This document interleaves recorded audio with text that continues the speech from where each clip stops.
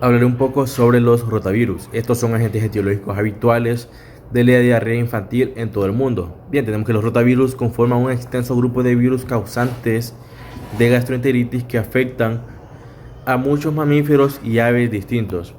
Luego tenemos que los viriones de los rotavirus son relativamente estables a condiciones ambientales adversas, tales como lo pueden ser tratamientos con detergentes, pH extremos que llegan desde 3.5 hasta 10 e incluso procesos de congelación y descongelación. Su inefectividad se muestra o se refuerza en el intestino por la acción de enzimas proteolíticas tales como la tripsina. Luego tenemos que en la historia de la enfermedad, en el año 1973, Bishop y Cole observaron por microscopio electrónico en biopsias duodenales de niños que tenían diarrea virus de aproximadamente 70 a 75 nanómetros, por los que su morfología similar a una rueda con rayos cortos y borde externo liso se les denomina rotavirus, ya que rota viene del latín rueda. Luego observamos en la descripción de la enfermedad que el espectro clínico de la infección por rotavirus varía desde un ataque subclínico hasta una gastroenteritis grave que culmina en la deshidratación y esta puede ser letal. Bien, después de un periodo de incubación que podría ser de 1 a 3 días, el padecimiento comienza de forma repentina y antes de que aparezca la diarrea suele haber vómito en los pacientes que sufren de esto. Entonces, por lo regular, los síntomas del tubo digestivo muestran una involución luego de 3 a 7 días, o sea, un periodo muy corto. También se conocen informes de aparición de signos de vías respiratorias y sistema nervioso en niños con infección por rotavirus, pero no se han corroborado los vínculos causales. Luego tenemos también que las heces características de este rotavirus son diarreicas y acuosas y en pocos casos se encuentran eritrocitos y leucocitos. Lo tenemos en la epidemiología que en todo el mundo casi todos los niños sufren de la infección por rotavirus entre los 3 a 5 años de edad. Las infecciones de los recién nacidos son frecuentes, pero a menudo son asintomáticas o también pueden ser leves, tal vez porque persiste la protección generada por los anticuerpos provenientes de la madre o transmitidos en la leche materna. Luego, comparada a la infección por rotavirus en los países desarrollados o que en países pobres, esta misma infección se observa en personas mucho más jóvenes. Esta es menos estacional y suele ser producida por cepas raras del rotavirus. También tenemos que el rotavirus constituye una de las causas principales de muerte por diarrea entre niños en los países pobres, alcanzando la mayor mortalidad entre los niños de África subsahariana y sureste de Asia. Bien, luego observamos un mapa mundi donde podemos observar que los países coloreados en color verde es donde se muestran menos de 10 muertes por cada 100.000 habitantes. Los países coloreados de color azul hay entre 10 a 50 muertes por cada 100.000 habitantes y en los colores amarillos están 50 a 100 muertes por cada 100.000 habitantes y los de color rojo son los países donde hay una mayor mortalidad. Hay de 100 a 500 muertes por cada 100.000 habitantes. Esto puede darse por varias causas, puede ser la sanidad que existe en esos lugares o que tengan unos protocolos de higiene mucho mayores que en otros países. Bien, ahora pasamos a la distribución. Tanto en los países desarrollados como en los que están en vía de desarrollo, el rotavirus guarda relación con aproximadamente 33% en los casos hospitalizados por enfermedad diarreica en los lactantes y niños menores de 5 años. Bien, tenemos que las infecciones por rotavirus en los neonatos son frecuentes en algunas situaciones, pero suelen ser asintomáticas, esencialmente todos los niños que se infectan con el virus en los primeros 2 a 3 años de vida, y la incidencia máxima de la enfermedad clínica se observa en los 6 a 24 meses de edad. Entonces en las guarderías surgen brotes entre los niños, ya que ahí los niños tienden a agarrar todo o meterse todo en la boca. Puede que uno llegue infectado e infecte a los demás. Bien, también tenemos que los rotavirus del grupo B se han vinculado con algunas grandes epidemias de gastroenteritis intensa en adultos, y los rotavirus del grupo C se han asociado con una proporción pequeña de los casos de gastroenteritis en niños en varios países. Luego observamos el reservorio, probablemente los seres humanos y los virus de las personas. El periodo de incubación es de 24 a 72 horas aproximadamente, o 1 a 3 días. En el periodo de transmisibilidad, probablemente por vía fecal oral y quizá por contacto directo o diseminación de secreciones respiratorias. Si bien los rotavirus no se multiplican eficazmente en el aparato respiratorio, puede detectarse en las secreciones respiratorias. Ahora, con la susceptibilidad, tenemos que esta alcanza su máximo entre 6 y los 24 meses de edad. Entonces, a los 3 años de edad, la mayoría de los niños ya han generado anticuerpos contra el rotavirus, y es poco frecuente la diarrea en los lactantes infectados menores de 3 meses. Entonces, las personas que padecen de alguna inmunodeficiencia corren un mayor riesgo de excretar por largo tiempo el antígeno de los rotavirus y de sufrir una diarrea intermitente por este virus. La patogenia: los rotavirus infectan y al final destruyen a los enterocitos maduros en el epitelio de las vellosidades de la porción proximal del intestino delgado. Bien, entonces tenemos que la pérdida de este epitelio de las vellosidades de absorción, junto con la proliferación de las células secretoras de las criptas, provoca una diarrea secretora. De igual manera, disminuye las enzimas del borde en cepillo, que son características de las células diferenciadas, y un cambio que culmina en la acumulación de disacáridos no metabolizados, y como consecuencia aquí se da la diarrea osmótica. Luego observamos que en el cuadro clínico el padecimiento comienza de forma repentina, y antes de la aparición de la diarrea suele haber vómito. Hasta 33% de los pacientes manifiesta fiebre mayor de 39 grados. Entonces, de manera característica, las heces son diarreicas y acuosas, y solo de modo ocasional, como les mencionaba anteriormente, contienen eritrocitos o leucocitos, y por lo regular los síntomas del tubo digestivo muestran involución luego de 3 a 7 días. Bien, diagnóstico de laboratorio. Es difícil de diferenciar con bases clínicas de la secundaria a otros virus entéricos. Grandes cantidades del virus se excretan por las heces, por lo cual el diagnóstico se confirma mediante el uso de varios inmunoanálisis comerciales o por técnicas para detectar el RNA viral, como lo son la electroforesis en gel, la hibridación por sondas o la PCR. Luego tenemos en el diagnóstico diferencial: los síntomas suelen ser semejantes a otros agentes infecciosos que causan diarrea acuosa e infectantes, tales como adenovirus, tenemos astrovirus, calicivirus, shigella, salmonella, Escherichia coli, que es la versión enterotoxigénica, Vibrio cholerae, Campylobacter jejuni, entre otros. Aquí podemos observar cómo se observan los diferentes virus a un microscopio para que puedan ver cómo se diferencian.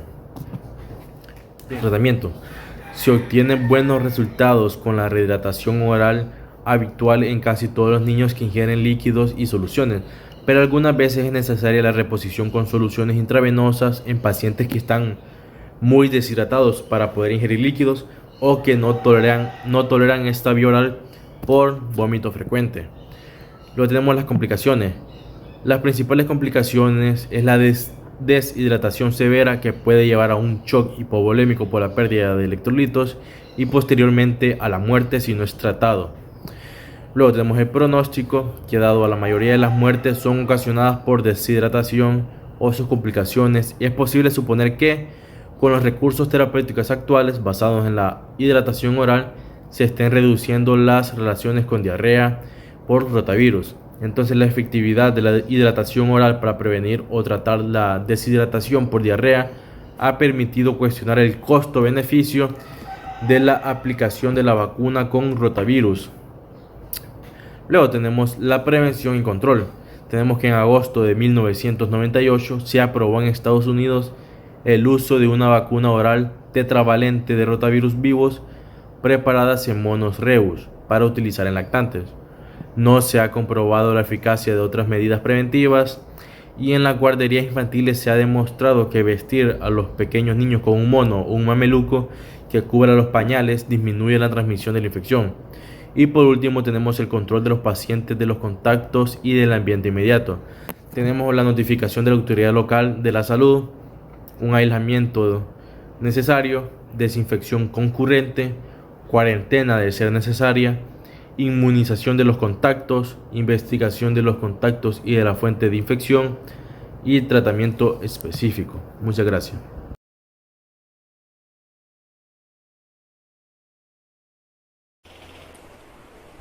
Vamos con el virus de Norwalk. Vamos a comenzar con la descripción del agente.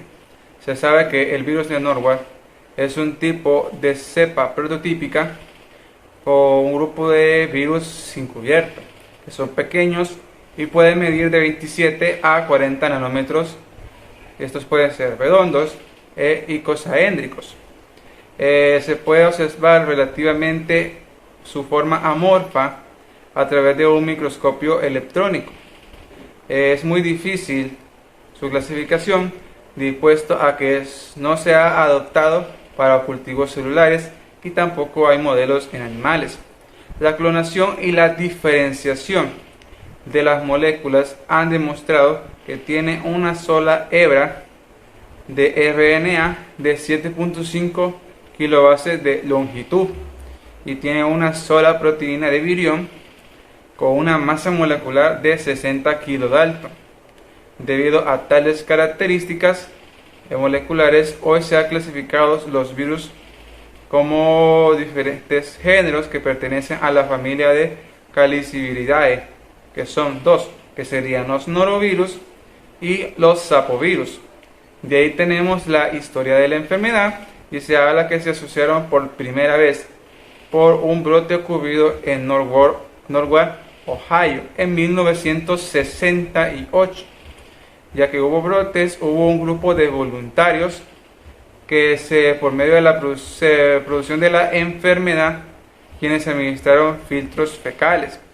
Por tal motivo, en ese momento recibió el nombre de agente de Norwalk, y así se nombraron diferentes agentes, como el agente de Hawái, el agente del condado de Montgomery, y así sucesivamente.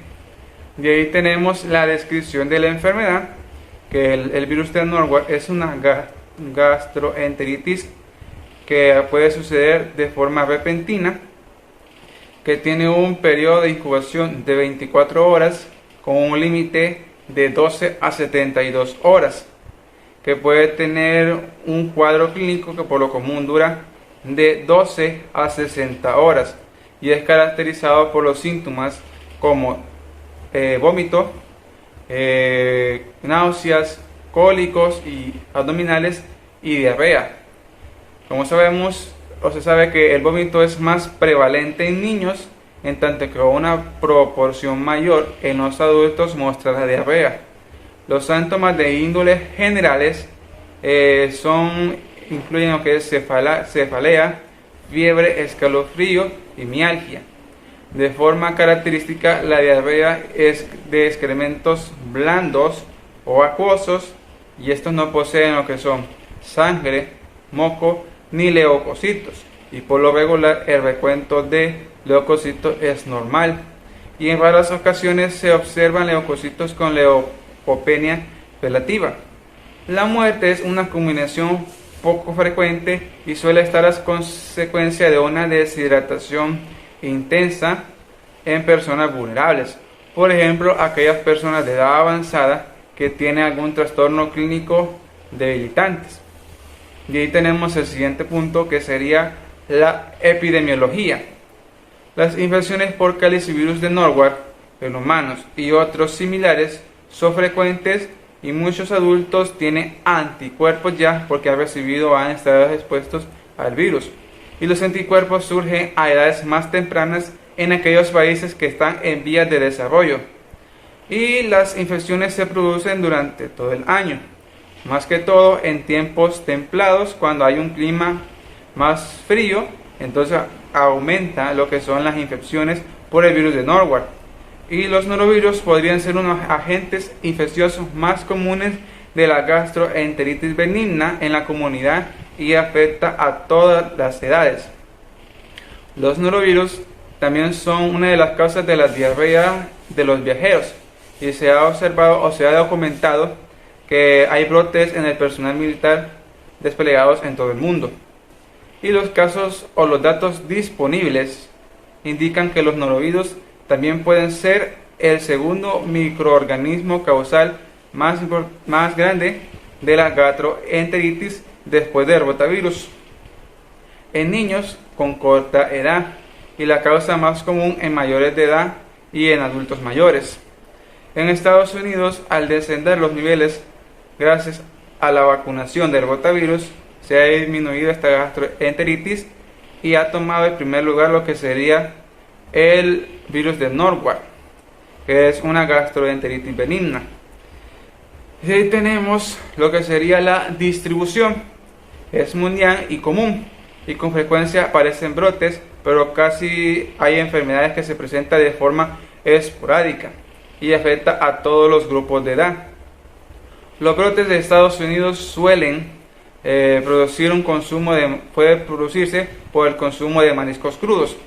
Un estudio realizado en dicho país demostró que hay anticuerpos de Norwalk y se forman lentamente hacia el quinto decenio de la vida en un solo por 60% de la población, y en casi todos los países de desarrollo los anticuerpos aparecen de manera más temprana en niños y en adultos de corta edad, por ejemplo Bangladesh y Finlandia, que se detectaron respuestas serológicas del virus de Norwalk. De ahí tenemos el siguiente punto, que sería el reservorio, y sabemos que el reservorio, los seres humanos son el único reservorio del virus de Norwalk. De ahí tenemos el periodo de incubación, que como habíamos dicho es una gastroenteritis causada por el calicivirus de Norwalk en humanos y especies fines, que comienza en un periodo de incubación de 24 horas, ya que esta puede ser una gastroenteritis espontánea con un límite de 12 a 72 horas. De ahí tenemos el periodo de transmisibilidad, que en este periodo de transmisibilidad el virus pasa a las heces y a los vómitos y puede ser transmitida a los humanos después de 2 a 3 semanas de haber terminado sus síntomas o la mejoría del paciente. De ahí tenemos la susceptibilidad, que en general se demostró que es una inmunidad breve, que puede durar alrededor de 24 semanas después de haber estado expuesto a inducir una diarrea por el virus de Norwalk, y se ha demostrado que puede haber una reinfección después de 27 a 42 meses después de haber estado expuesto al virus de Norwalk. Y los niveles serológicos preexistentes contra el virus de Norwalk no guardaron relación con la infección ni la resistencia. Tenemos lo que es la patogenia. No se han identificado los sitios de los receptores de unión de las partículas virales, pero se cree que son los carbohidratos que a semejanza de los grupos histosanguíneos que corresponden al epitelio del gastroduodenal. Se cree que por su fenotipo secretor da una función de lo que sería un ligado para las partículas virales. También se sabe que la lesión ocurre en la porción superior del yeyuno y que este puede causar una mala absorción de los carbohidratos y grasas. También puede haber una mala función motora gastrointestinal, lo que explicaría lo que son los síntomas de náuseas y vómitos correspondientes a la enfermedad.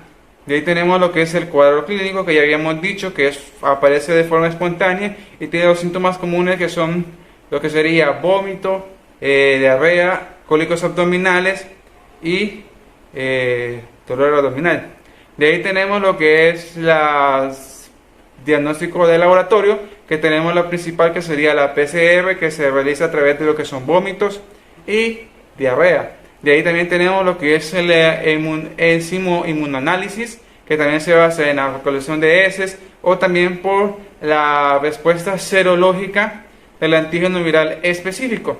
Pero se sabe que estas técnicas no son suficientes para poder diagnosticar todos los tipos de calicivirus que afectan a los humanos, debido a su gran diversidad genética y antigénica.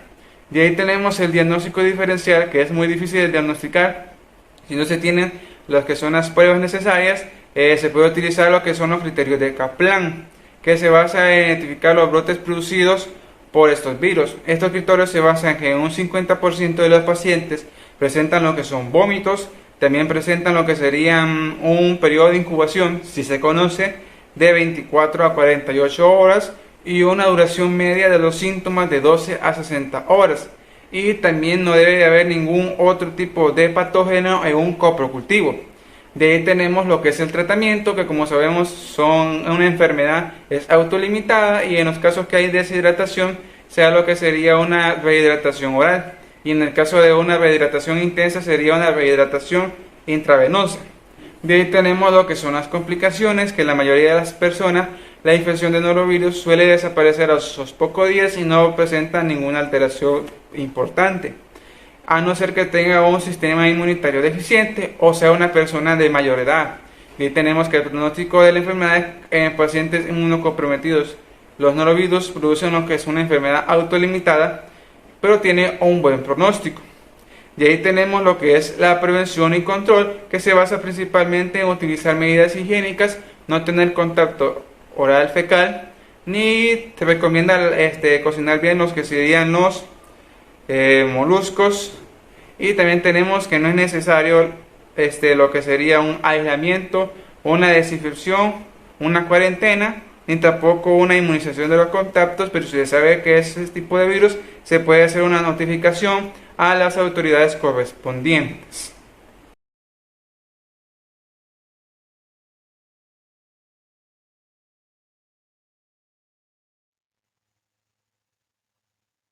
Buenas, continuando con el tema, a mí me corresponde hablar de los adenovirus.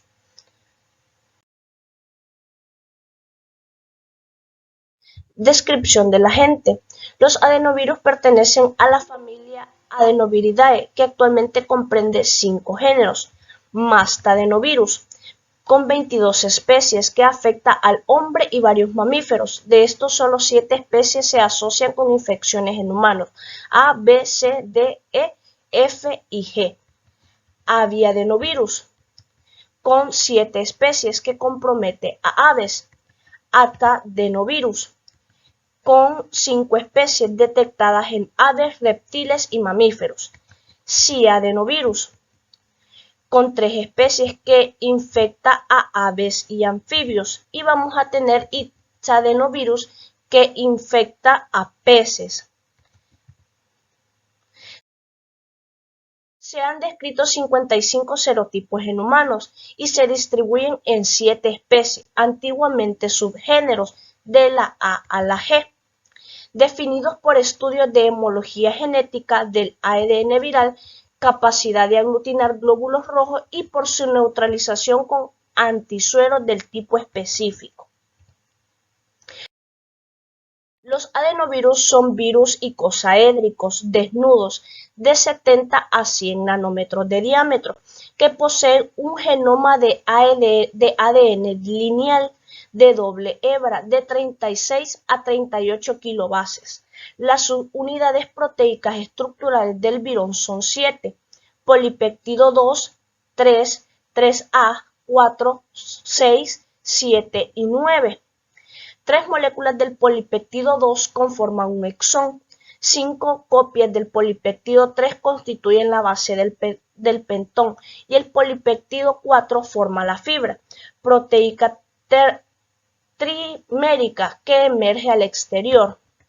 Aquí podemos observar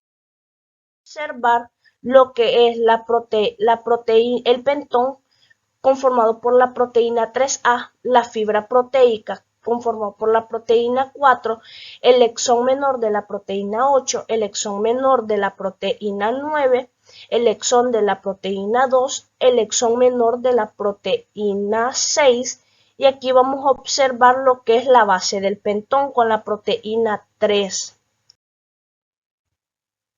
El core o núcleo cápsula está constituido por el genoma viral y 4 proteínas polipéptidos 7, 5 proteína mu y una proteína terminal.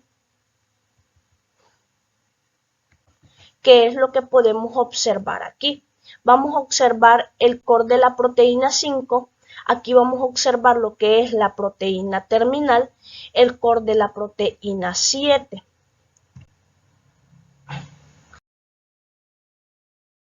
La replicación de un ciclo viral tarda aproximadamente 32 a 36 horas y produce aproximadamente 10.000 nuevos virones, dependiendo del tipo de célula que infecten.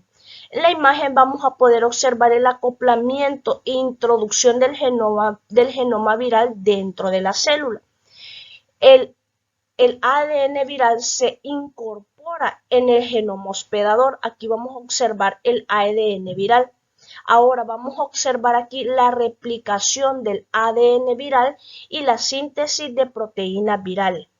Ahora aquí vamos a observar lo que es la liberación y consiguientemente la muerte de la célula hospedadora y la liberación de los nuevos virus. El desnudamiento del ADN se produce por un cambio en el pH de la vesícula que desestabiliza la cápside y libera la nucleocápsula, el citoplasma, que luego es transportado al núcleo donde el ADN penetra a través de los poros. El ADN viral tiene una gran capacidad de codificar gracias al splicing alternativo y a la superposición de consecuencias que codifican para las proteínas virales. Aquí vamos a observar lo que son los receptores específicos de adenovirus. Vamos a observar lo que es la formación de la vesícula, la acidificación del endosoma, la ruptura del endosoma y por tanto la liberación del ADN adenoviral, y este es el ADN que se va a incorporar al ADN de la célula. La transcripción de ambas hebras de ADN viral por la ARN polimerasa 2 celular permite la formación secuencial de ARN mensajero que codifica para proteínas tempranas early y tardías late.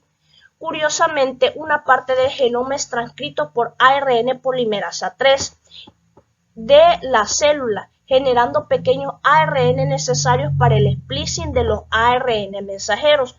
Las nuevas partículas virales se ensamblan en el núcleo y la síntesis de productos virales detiene progresivamente la maquinaria productiva de la célula hospedadora, determinando así su lisis. La unión inicial del adenovirus humano a la célula hospedadora está mediada por las fibras del virus, que se unen al receptor denominado CAR. Se ha propuesto otro receptor para los adenovirus de la especie B, que es el S-bar, y el ácido ciálico para algunos serotipos de la especie D, 8, 19 y 37. Su resistencia a agentes químicos y físicos les permite sobrevivir por periodos prolongados fuera del hospedador.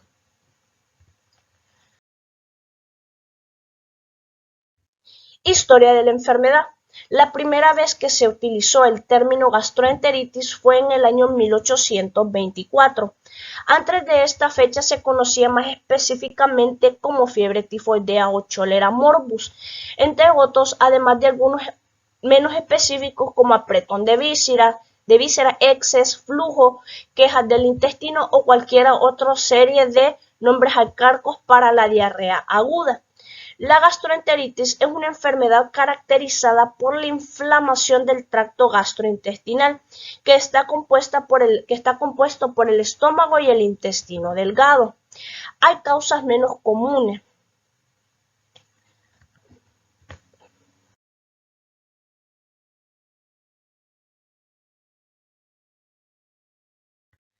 A nivel mundial, la mayoría de los casos en niños se debe al rotavirus y las causas más comunes son en los adultos es norovirus y campylobacter.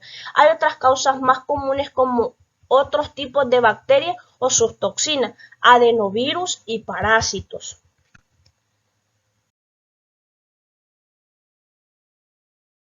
Su transmisión puede ocurrir mediante el consumo de alimentos inadecuadamente preparados, agua contaminada o a través del contacto físico con personas infectadas.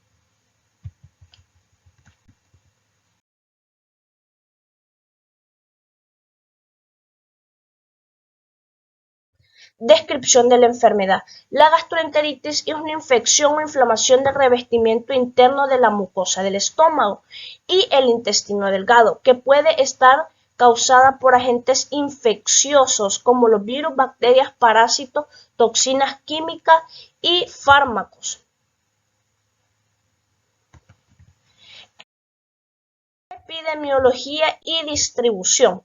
Las infecciones por adenovirus tienen una distribución mundial y se presentan en formas endémicas con brotes epidémicos. Los adenovirus más prevalentes son los de los serotipos 1 y 7. En niños menores de 15 años, los serotipos 1 y 2 y 5 son los más comunes, con una seroprevalencia del 40 al 60%. Los serotipos 3, 4 y 7 son más frecuentes en adultos, especialmente en brotes en recintos militares, donde pueden comprometer hasta el 80% del contingente, con tasas de hospitalización del 20 al 40%. Los serotipos 8, 19 y 37 son causantes de infecciones oculares y los serotipos entéricos 40 y 41 se detectan en forma endémica en todo el mundo y estos serotipos son los causantes de gastroenteritis. El reservorio de los adenovirus son los seres humanos y el periodo de incubación varía de 4 a 9 días.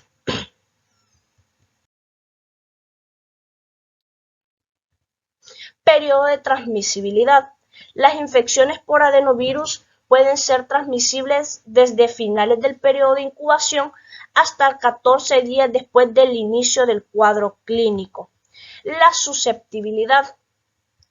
Las infecciones vamos a tener que los lactantes, niños pequeños y personas inmunodeprimidas, niños menores de 14 años y personas en situaciones de hacinamiento.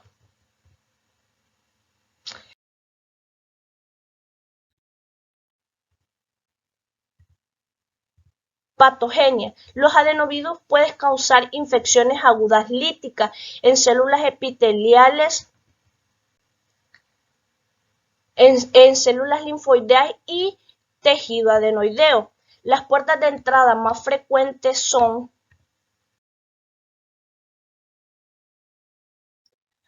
el epitelio nasofaríngeo, la conjuntiva y el epitelio gastrointestinal.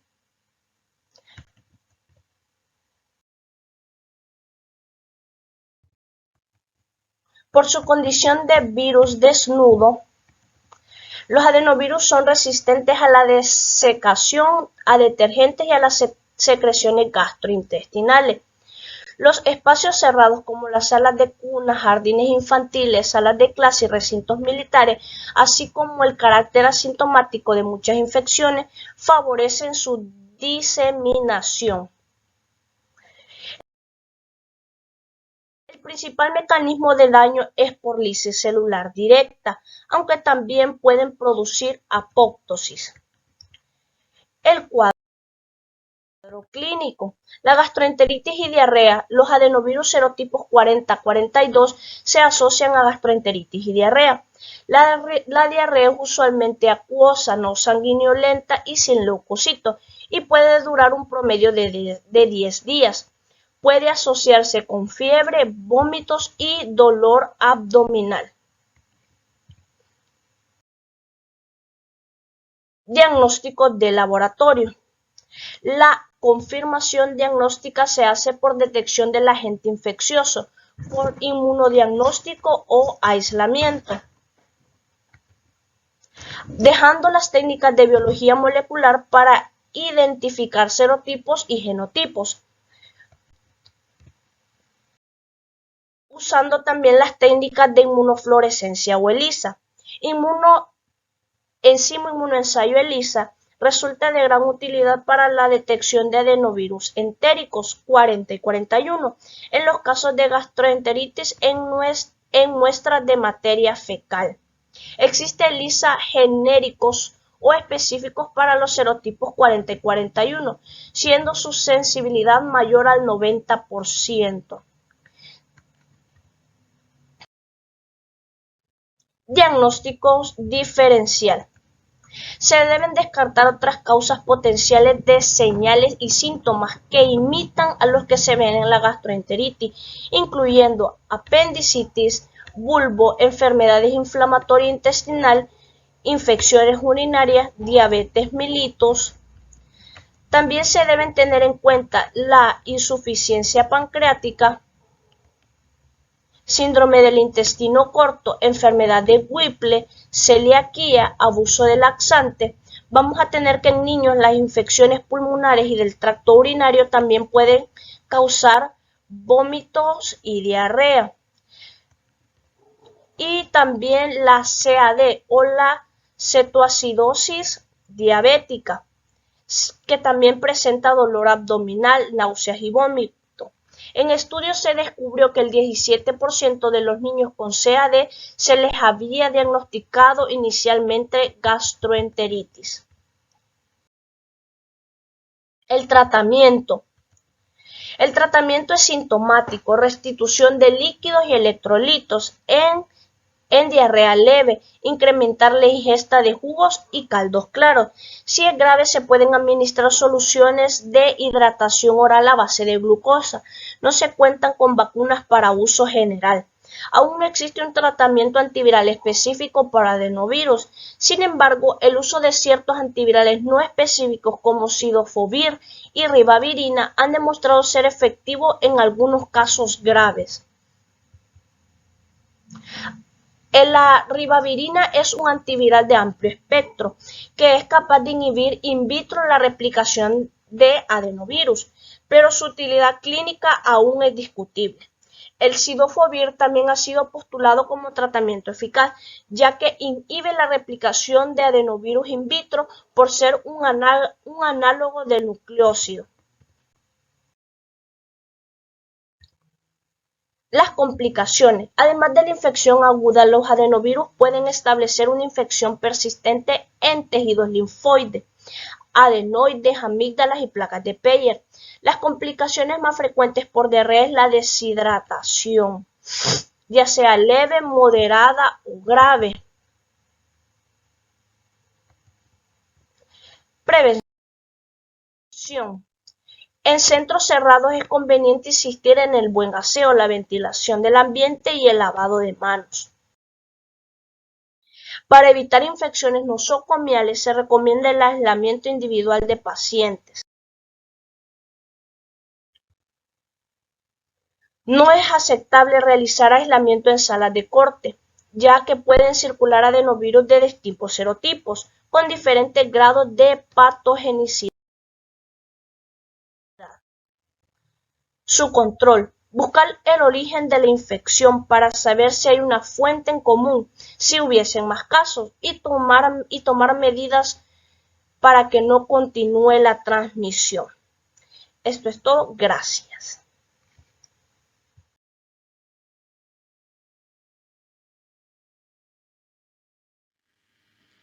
Mi nombre es Flor Guevara y me corresponde hablar acerca del virus asociado a diarrea, que es el parvovirus B19. La descripción del agente. El parvovirus B19 pertenece a la familia Parvoviridae, que es del género Erythrovirus, que está designado así por la capacidad que tiene de propagarse en células precursoras de eritrocitos.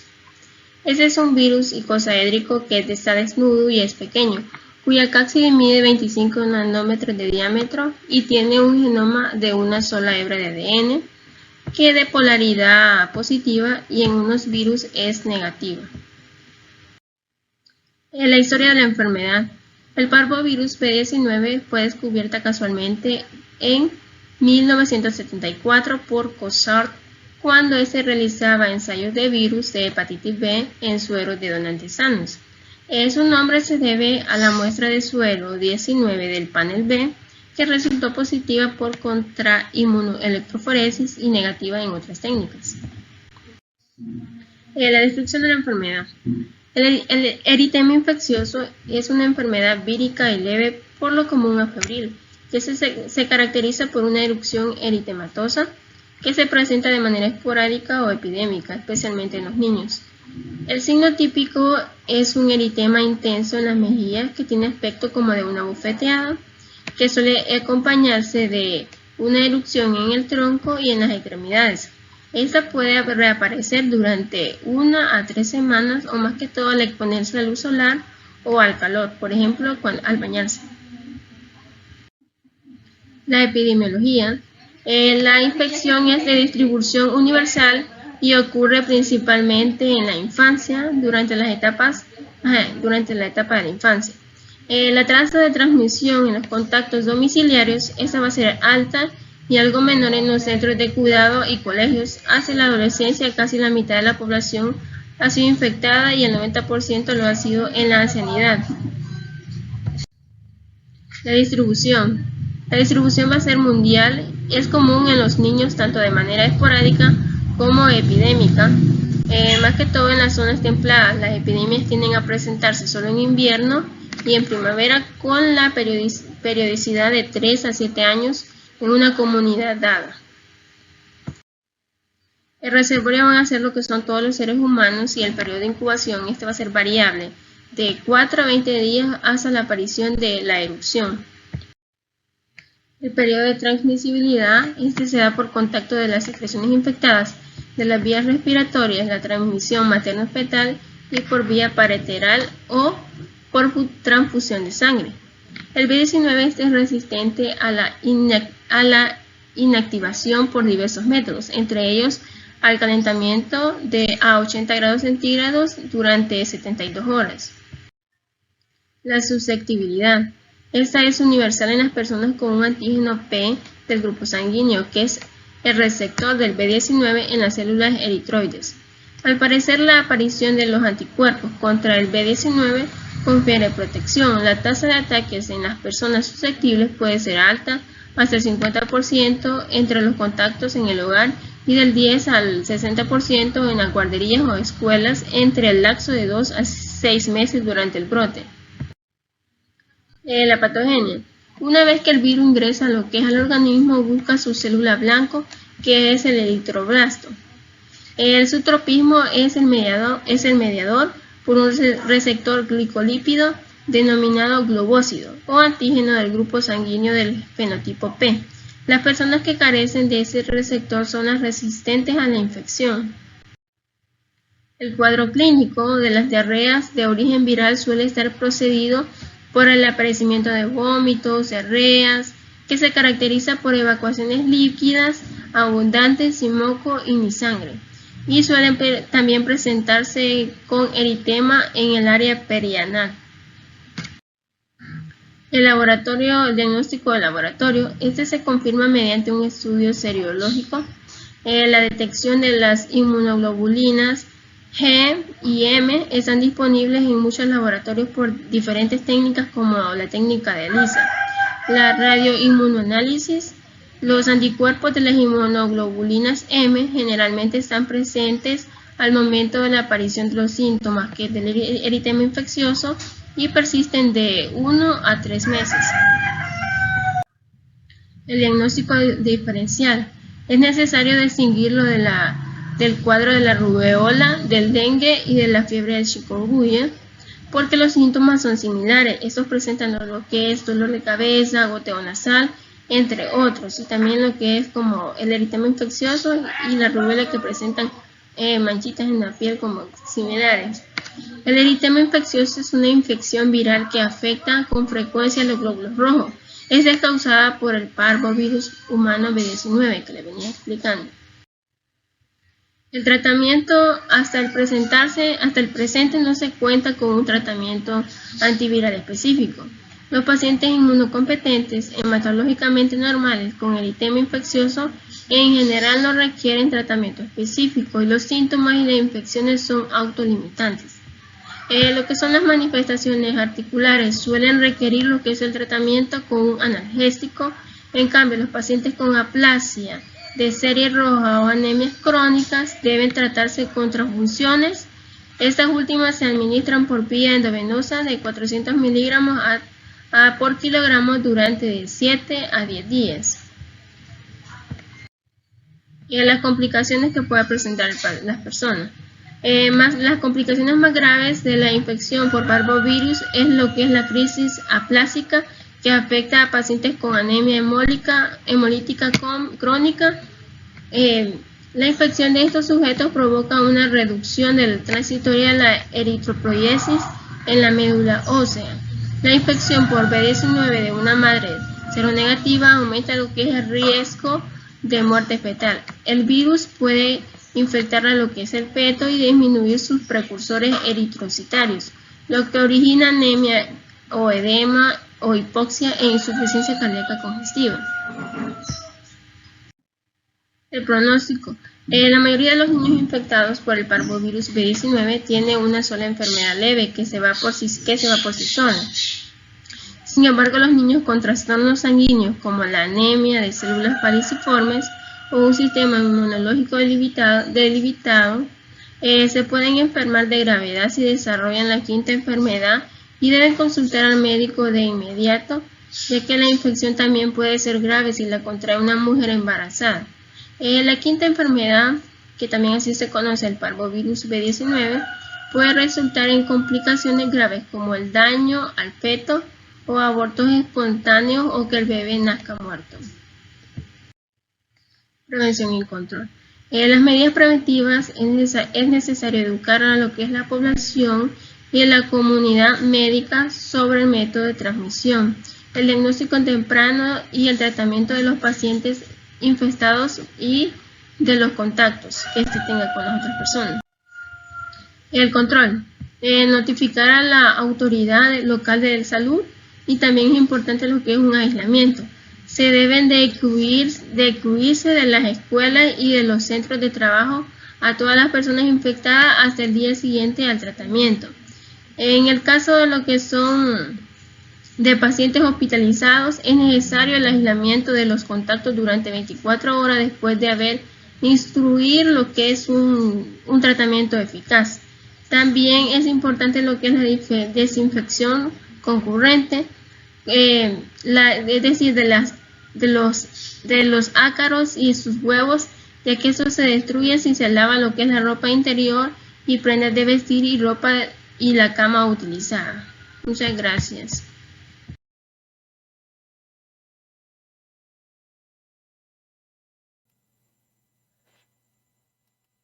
Saludos compañeros y docentes, a continuación hablaremos acerca de los astrovirus. Iniciaremos con la descripción de la agente. Se dice que los astrovirus son ARN monocatenario en sentido positivo. Sus genomas contienen 3 marcos de lectura abierta, pero se desconoce el número exacto de proteínas codificadas. Los astrovirus se identificaron originalmente en asociación con la diarrea infantil. Posteriormente se han identificado como un virus entérico común que afecta a los niños menores de 2 años. En cuanto a la historia de la enfermedad, se dice que Madeley y Cosgrove identificaron el astrovirus en asociación con la diarrea en niños y le otorgaron el nombre de astrovirus, de griego astron, que significa estrella, por su morfología con la estrella y en proporción con las partículas virales observadas en el microscopio electrónico. En cuanto a la descripción de la enfermedad, se dice que se caracteriza por vómito, fiebre, diarrea acuosa y además la enteritis debido a los astrovirus a veces ocasiona deshidratación grave, muerte en los niños de corta edad y puede presentarse en casos secundarios en síntomas entre los adultos mayores dentro de una familia, aunque son más frecuentes las infecciones subclínicas. En cuanto a la epidemiología, los astrovirus se transmiten por vía fecal oral. Los alimentos y agua contaminada también son una fuente muy importante de contaminación y es muy probable que también de persona a persona. Los astrovirus permanecen viables en medio ambiente durante largos periodos de tiempo. La transmisión nosocomial y a través de los utensilios hospitalarios. En cuanto a la distribución, se dice que un estudio en el Reino Unido publicado en el año 1999 se determinó una tasa de incidencia de 3,8 sobre 1000 por paciente en un año. Esto dentro de una sola comunidad. Y se dice que es la cuarta causa más común de gastroenteritis viral. En cuanto al reservorio, El reservorio principal es el ser humano. El periodo de incubación es de 3 a 4 días. Los síntomas generalmente persisten de 2 a 3 días, aunque puede persistir hasta 12 días. Las personas van a manifestar diarrea, náusea, vómito, fiebre, malestar general, cefalea, dolor abdominal y anorexia. En cuanto a la transmisibilidad, se dice que hay una transmisibilidad vía fecal oral y por contacto o por diseminación de secreciones, aguas contaminadas, alimentos contaminados y también de persona a persona. En cuanto a la susceptibilidad, decimos que hay una susceptibilidad máxima entre los 6 y 24 meses de edad. A los 3 años de edad, la mayoría de los niños han generado anticuerpos contra el rotavirus. Es poco frecuente que la diarrea en los lactantes infectados de 3 meses. En cuanto a la patogenia, decimos que la mayoría de los casos son etiología infecciosa, aunque puede producirse gastroenteritis después de la ingestión de fármacos y también tóxicos químicos como materiales pesados o minerales pesados, sustancias vegetales. Se puede adquirir a través de los alimentos contaminados, agua contaminada y transmisión de persona a persona. En cuanto al cuadro clínico, la gastroenteritis aguda se caracteriza por una presencia de diarrea, dolor abdominal de tipo cólico o retorcijones y en ocasiones por la presencia de fiebre y vómito. El peligro de la gastroenteritis agudas es que se pierdan tantos líquidos o electrolíticos que se produzca una deshidratación. En cuanto al diagnóstico de laboratorio, se dice que hay de 2 tipos. El primero es la microscopía electrónica. A pesar de que los pacientes con diarrea o producida por astrovirus eliminan gran cantidad de partículas víricas, solo un pequeño porcentaje equivalente al 10% aparece en la morfología característica. Por ello, mediante la tecnología, un número indeterminado de casos podría permanecer sin diagnosticar y ser individualmente clasificados. El otro tipo de diagnóstico de laboratorio sería el RT o PCR. El conocimiento de la secuencia del genoma de los astrovirus humanos ha permitido el desarrollo de tecnologías moleculares. Estos métodos son más sensibles y se han usado para la confirmación de resultados ambiguos o para la detección de negativos falsos, aunque por su laboriosidad no es habitual utilizarlos para el despistaje de la infección. En cuanto al diagnóstico diferencial, se debe hacer un diagnóstico diferencial principalmente con la diverticulitis aguda, que puede presentarse con diarrea, fiebre, dolor abdominal, patología vascular intestinal o colitis isquémica, enfermedad inflamatoria intestinal o la diarrea sanguinolenta, colitis inducida por fármacos. En cuanto al tratamiento, la gastroenteritis aguda, lo más importante es reponer los líquidos o los electrolitos, sales, potasio, cloro, magnesio, etcétera, porque estos se han perdido con la diarrea. Esta reposición se realizará con líquidos. Sin embargo, en ocasiones puede ser necesario poner líquidos a través de vía intravenosa. Se precisa poner sueros cuando la diarrea aparece en niños muy pequeños o en ancianos que no pueden beber adecuadamente o que no pueden beber al mismo tiempo que se pierden los líquidos, o cuando la diarrea se acompaña con vómitos y que hacen que todo lo que se toma por boca se eche de forma inmediata, es decir, se vomite. En cuanto a las complicaciones, se dice que la principal complicación de la gastroenteritis viral es la deshidratación, una pérdida grave de agua, sales y minerales esenciales. Los lactantes, los adultos mayores y las personas inmunodeprimidas podrían sufrir una deshidratación grave si se pierde más líquido del que se puede reemplazar. En cuanto al pronóstico, la mayoría de las gastroenteritis son autolimitadas, es decir, desaparecen solas y no presentan ningún tipo de tratamiento específico, salvo el aporte de los líquidos perdidos, ¿verdad? O es decir, la rehidratación. En cuanto a la prevención y el tratamiento, como el resto de las gastroenteritis virales, no existe un tratamiento específico para la enfermedad. Una vez más, los casos con pérdida considerable de líquidos a través de las heces y vómitos, es importante la reposición de fluidos, así como la realimentación precoz.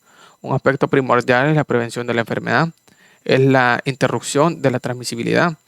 Esto es fundamental en los hospitales y centros de cuidados de niños pequeños. Lo que va a implicar reforzar medidas, ¿verdad?, de higiene, lavado de manos, así como el uso de desinfectantes, pero de forma adecuada. Continuando siempre con el tratamiento, pues Es considerable lavarse bien las manos, utilizar artículos personales individuales en tu casa, mantener el distanciamiento social, desinfectar las superficies o zonas robustas y tomar precauciones a la hora de viajar. Esto sería todo y muchas gracias por su atención prestada.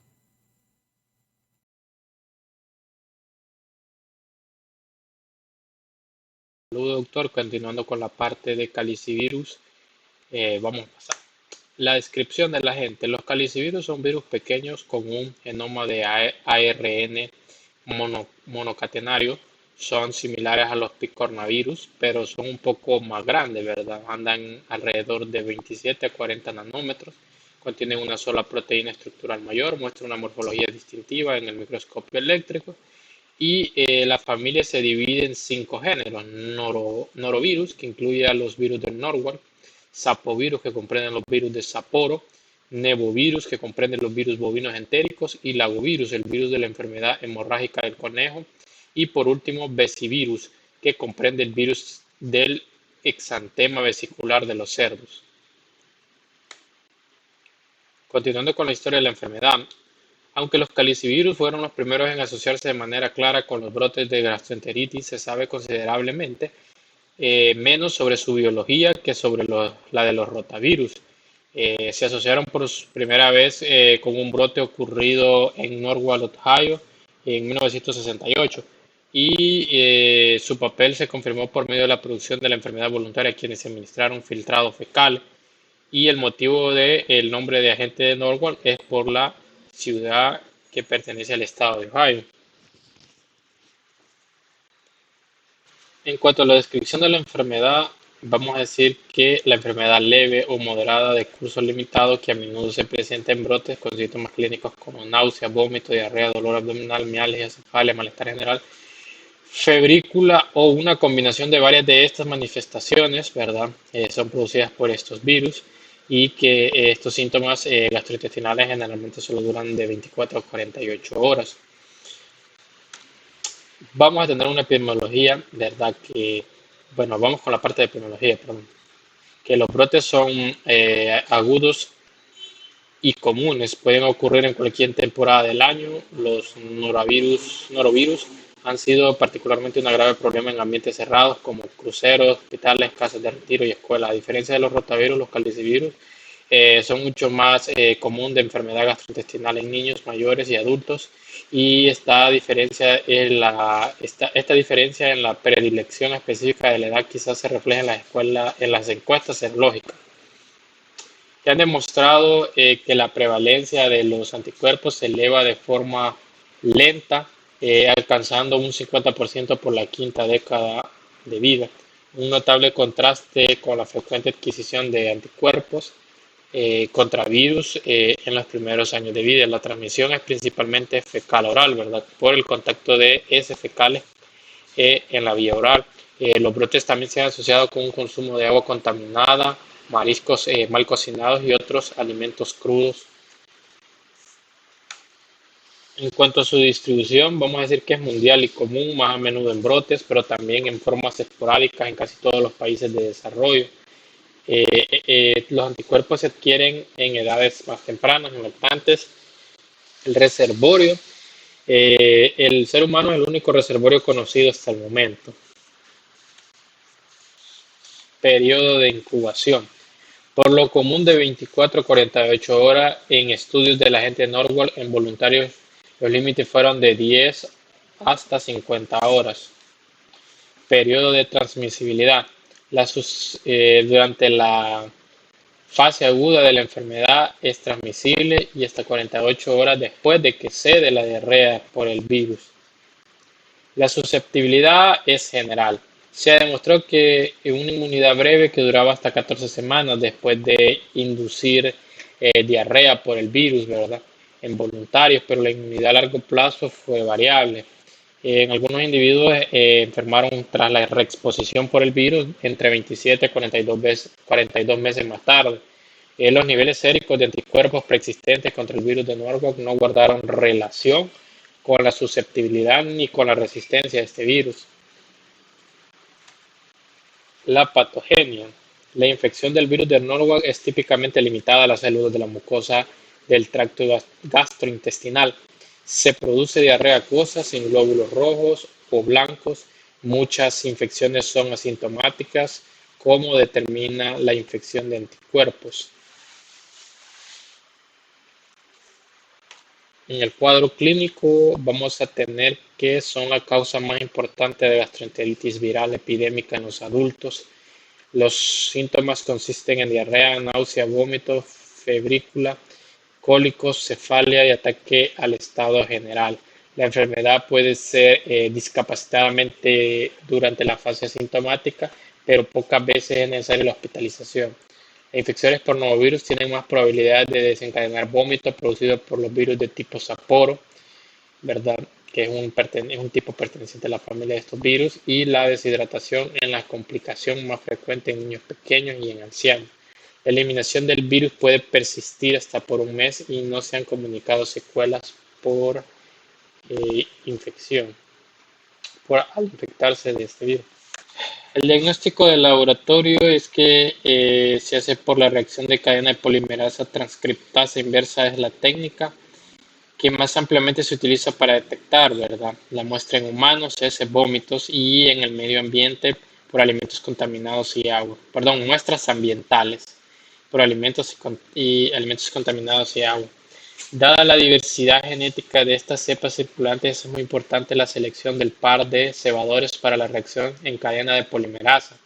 En el punto máximo de dispersión, 2 a 5 días después de la infección, un gramo de heces tiene aproximadamente de 100.000 millones de copias del genoma viral de estos virus. A menudo se utiliza la microscopía eléctrica para poder detectar partículas de este virus en las muestras de heces. Sin embargo, las partículas de norovirus, por ejemplo, suelen presentarse en bajas concentraciones a menos que la muestra haya sido recolectada en el pico máximo de propagación del virus, y son difíciles de reconocer. Pueden ser identificados mediante una prueba de IEM, y también los inmunoanálisis con ELISA basados en partículas virales recombinantes permiten detectar respuestas de anticuerpos con una elevación de 4 veces más en el título de anticuerpos, como lo puede ser la inmunoglobulina G en los sueros de fase aguda y convaleciente, indicativos de una infección reciente.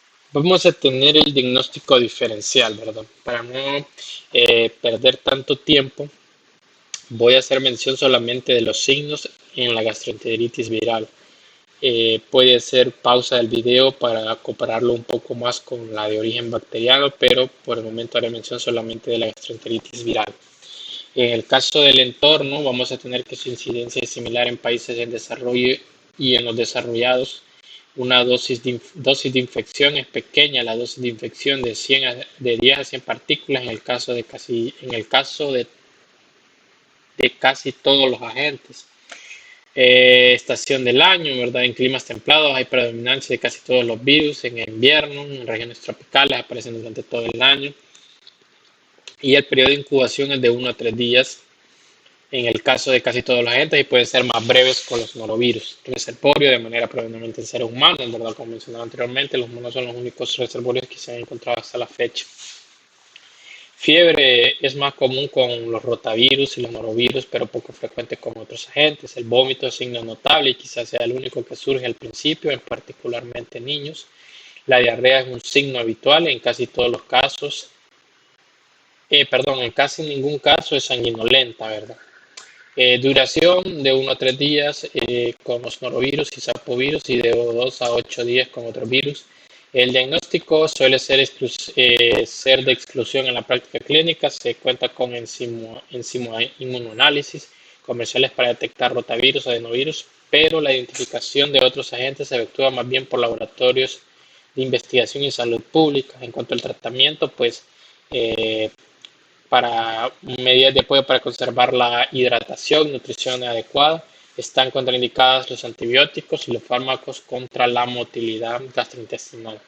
El tratamiento para la enfermedad es autolimitada, y el tratamiento para la rehidratación oral es casi siempre adecuado para este tipo de enfermedad. Si se presenta deshidratación intensa, están indicadas las medidas terapéuticas con soluciones intravenosas, pero en casos graves. Y no se dispone de un tratamiento antiviral específico para este tipo de enfermedades gastrointestinales de origen viral. Luego vamos a tener lo que viene siendo la prevención y control, ¿verdad? Vamos a tener 4 literales, vamos a tener las medidas preventivas, ¿verdad? Que son las que se utilizan para prevenir este tipo de enfermedades, como lo pueden ser medidas higiénicas, ¿verdad? No comer mariscos crudos y vigilar o observar en las aguas donde se obtienen estos tipos de productos del mar. Vamos a tener control del paciente, de los contactos y del ambiente inmediato. Vamos a tener notificación a una autoridad local, un aislamiento, desinfección, cuarentena, inmunización de los contactos, una investigación de los contactos y la fuente de infección y tratamiento específico. Y vamos a tener medidas en caso de epidemia, como buscar los vehículos de transmisión y la fuente de la infección, determinar el curso del brote para definir sus características epidemiológicas y repercusiones en caso de desastre, ¿verdad? ¿Cuáles son las repercusiones que pueden ocasionar estos virus por un caso o un brote epidémico? Y hasta aquí sería mi participación.